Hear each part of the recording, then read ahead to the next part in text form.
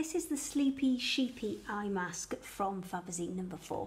So your eye mask consists of 2 pieces of fabric, the awake sheep and the sleepy sheep, hence the name. So I've done a tiny little bit of a head start on here, as in I have added a piece of batting to the back of here. Now, because I don't want this batting to move about at all, I've actually just used a little bit of fusible webbing, or you can use a fusible batting in there just to stabilize that so it all stays together. And assembly on this one is super simple. So you've got your 2 pieces of fabric there, one which I've stabilized with some batting. I also have the elastic here. Now I've measured this out around my head, so I've gone from the side of one of my eyes around the back of my head to the side of the other eye, and obviously that's where it's going to join. So that should give you a little bit of stretch on there, but not too much. So to attach this together, we need to pin this in place first on either side.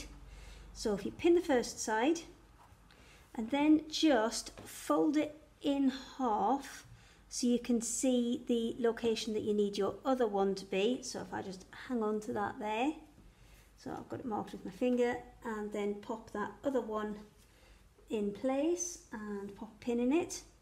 I'll fold it in half again just to check that I've got my my bits lined up properly there.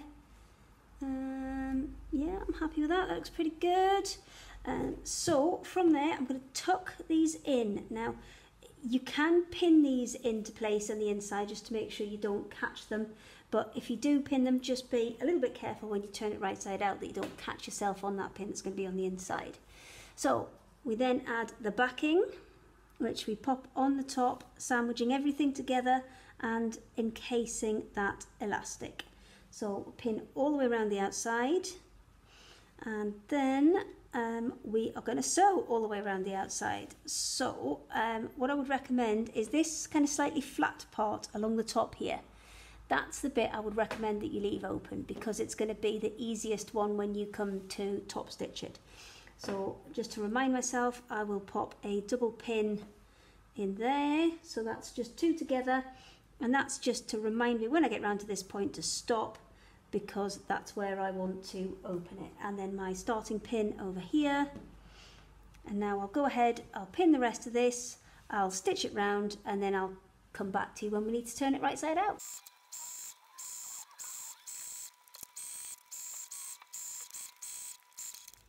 Now I've sewn all the way around, the next thing I need to do is put some snips into these curves so that it turns out nicely. So I'm going to work all my way around, snipping all of these bits in, and then once I've done that, I'll be able to turn it right side out. So we are almost there. Everything has been stitched, everything's been snipped and then turned right side out. So I have folded in both these edges on the top here, ready to top stitch the whole thing in place. All of those snips have really helped with those curves. They look kind of nice and sharp now. So when you're top stitching with something like this that has either a strap or a band or something that goes either side, just be a little bit careful as you're coming around to make sure that you go and move that out the way and don't stitch over the top of it. So that's my last step. So I'm going to go ahead and top stitch that now, and then my Sleepy Sheepy mask will be finished. So there is my completed Sleepy Sheepy face mask. So we've got the sleepy sheep on one side and the bright-eyed and bushy-tailed ones on the other. So really simple, straightforward project, and one that you can make over and over again.